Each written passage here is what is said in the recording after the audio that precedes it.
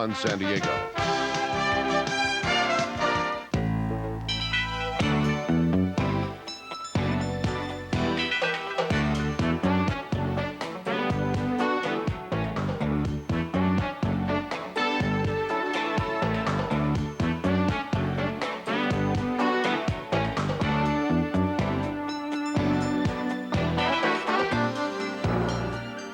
Brought to you by the Kodak Color Watch System for great film developing.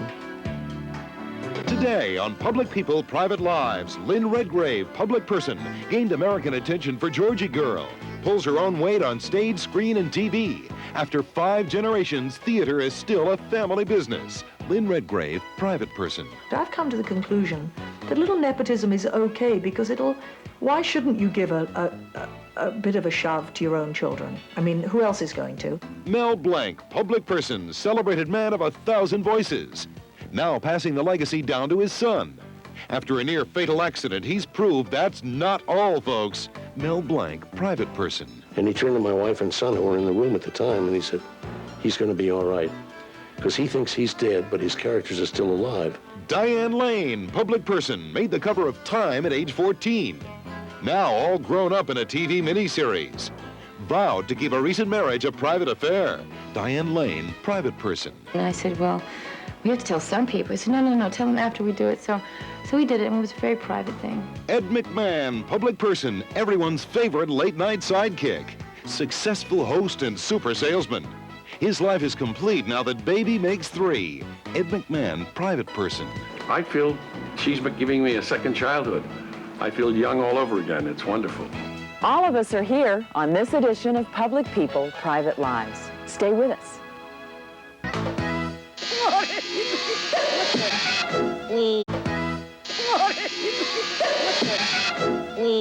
What's up, Doc? Can you believe that it's been more than a half a century since Mel Blanc created these cartoon characters that we love so much? It's incredible to think that the likes of Bugs Bunny, Tweety Pie, Porky Pig, and the 490-something other voices have been the creations of one man.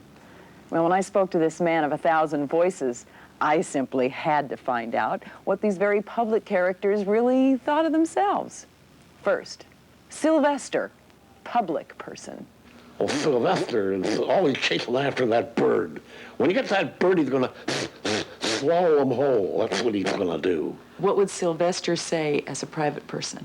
Well, let's see now. I'm a sort of a likable...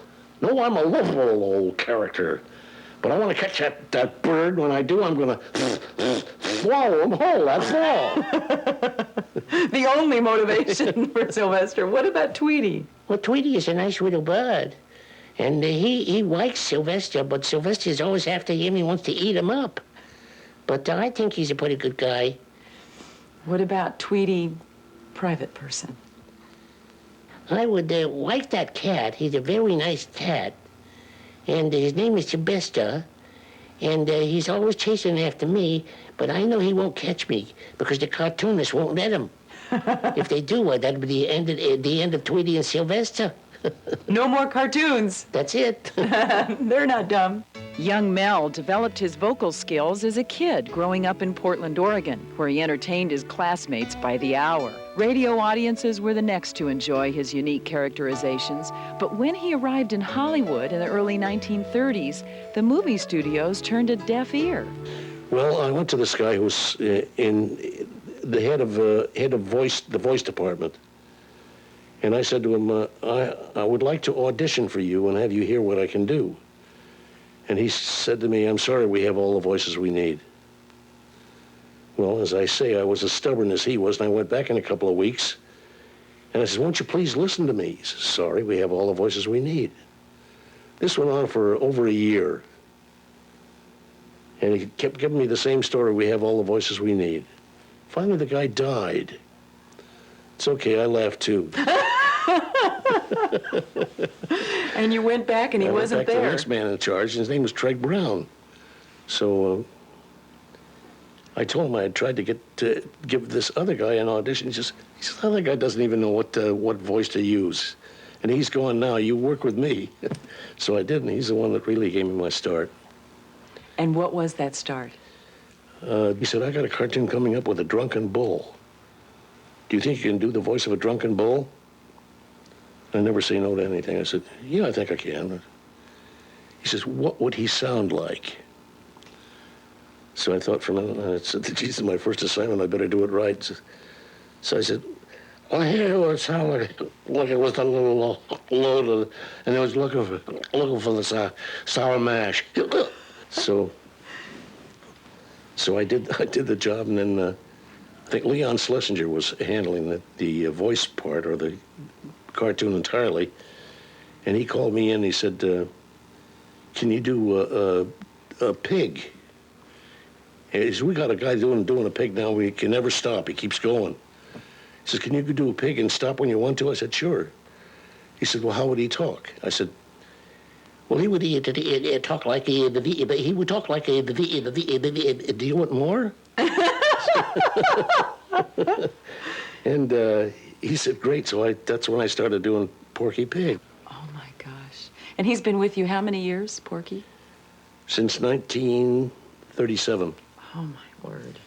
Bugs came in 1938. So when they showed me this crazy little rabbit, and they said, we're going to call him the Happy Hare. And he's still going to say, hey, what's cooking? He says, yeah. I said, why don't you use the guy that drew the first picture of him? Wasn't a voice man, but he was a good artist, and he drew a first picture of him. And instead of the name you wanted to give him, like Happy Rabbit or something like that, why don't you name him after this man whose first name was Bugs Hardaway? I said, hey, that's a good idea. And instead of that, hey, what's cooking, why don't you have him say, hey, what's up, Doc, which was modern then.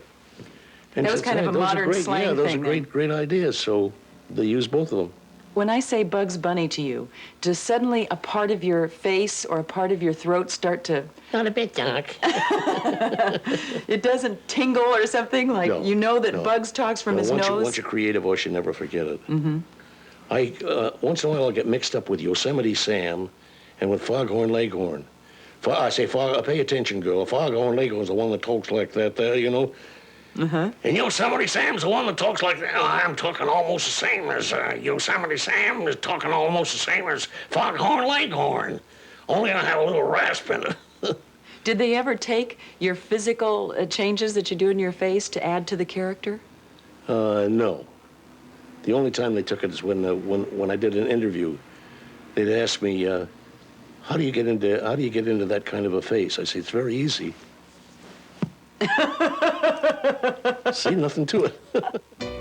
Mel's many characters have delighted children for more than half a century, but it took a near-fatal auto accident in 1961 to get the man behind those famous faces to truly appreciate his young fans. When I had this accident, I got mail, 3,000 or 4,000 letters from kids, mostly kids, and all of them said, please, Bugs Bunny, don't die, get well. And we love you. Some would enclose a penny, buy something that you want, or a nickel. I even got a nickel out of the darn thing. Kids loved them so much. And I thought to myself, gee, here's the kids, which I've kind of been neglecting because I was working more to adults, you know, in their dialogue and everything. And I thought, my gosh, I got to do something for the kids. There was a moment in the hospital when you were still in a coma. Yeah. You were lying in the hospital room. Everybody had been trying to bring you out of the coma. How did you finally? Well, there was one man who was a brain specialist. He was a noted brain specialist. And he would come in every day and say, how are you feeling, Mel? And I wouldn't answer him. And one day he got this idea. He came in and he examined me. And he thought of something to say. And he says, how you feeling, Bugs Bunny? And I answered him. Just fine, Doc. How are you? And he turned to my wife and son who were in the room at the time, and he said, he's going to be all right. Because he thinks he's dead, but his characters are still alive. Do you ever have a feeling that those characters were trying to help you? They were trying to save you? Could be, yeah. Maybe God didn't want me yet. The accident also made Mel realize he couldn't keep doing his voices forever, so he brought his son Noel into what became the family business. That's right. You know, you found something like me. No, I don't. Why is that? Same genes. What about your wife, Estelle? All these years hearing all these voices ricocheting through the house. How's she managed to keep her sanity? She won't try any voices at all, but I will do a voice for her, and she will hear it. She'll say, no, it's a little too much like this one or that one. So I will straighten it out. She helps me a lot. If Porky Pig were here right now, how would he end this interview? How would he end? Just like I wrote my last book, where I said, that's not all, folks. Mel Blanc has been a household name since I can remember. But you know, for the next generation, it will be Noel Blanc carrying on the family tradition. Stay with us. Later, Ed McMahon's Walk of Fame. And up next...